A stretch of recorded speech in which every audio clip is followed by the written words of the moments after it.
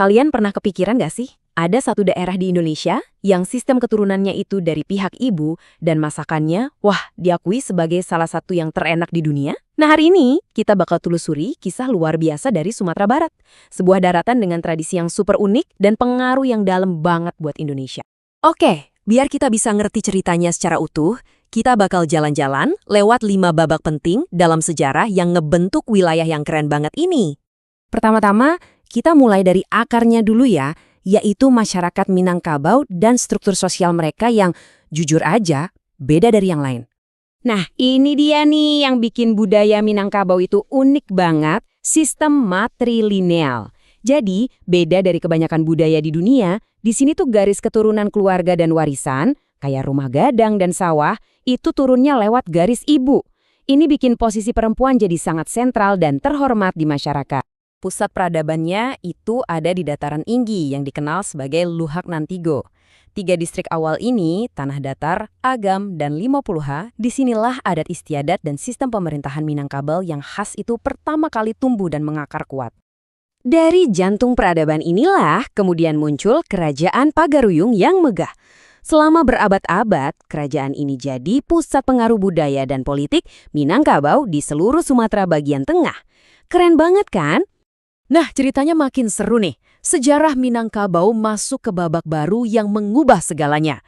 Kedatangan Islam gak cuma bawa keyakinan baru, tapi juga memicu perpaduan budaya yang dalam, sekaligus konflik internal yang, wah, dramatis.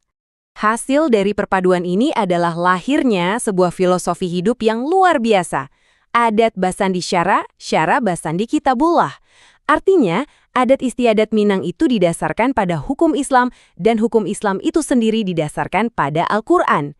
Ini cara mereka menggabungkan tradisi dan iman secara harmonis. Tapi, proses penyatuan ini nggak mulus-mulus aja loh.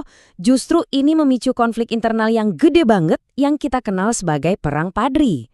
Ini adalah pertarungan sengit antara kaum adat yang tradisionalis melawan kaum Padri yang ingin memurnikan ajaran agama. Nah, disinilah ceritanya jadi makin rumit. Perang yang tadinya cuma urusan internal, tiba-tiba jadi beda cerita pas Belanda ikut campur. Mereka lihat ini sebagai kesempatan emas, manfaatin perpecahan buat memperluas kekuasaan mereka. Dan akhirnya di tahun 1837, seluruh wilayah Minangkabau jatuh ke tangan kolonial. Tapi, yang luar biasa, justru dari tekanan kolonialisme inilah, Sumatera Barat malah bangkit jadi sesuatu yang baru. Sebuah pusat intelektual dan pendidikan yang nantinya melahirkan para pendiri bangsa Indonesia modern. Bayangin aja, ini bukan cuma soal beberapa orang pinter, tapi seluruh kota, kayak Padang, Bukit Tinggi, dan Padang Panjang, itu jadi kayak dapur ide-ide modern.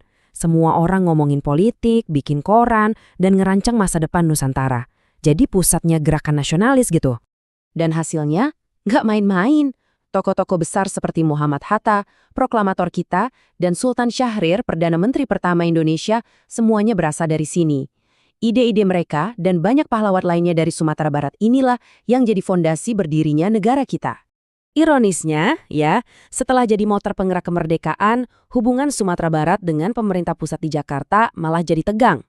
Ini memicu sebuah konflik yang cukup besar di awal-awal kemerdekaan Indonesia. Jadi intinya tuh mereka merasa kayak, kita udah berjuang mati-matian buat bangsa ini, kok sekarang malah kayak dilupain? Ada rasa kecewa soal pembagian anggaran dan mereka pengen punya kontrol yang lebih besar buat ngurus daerahnya sendiri.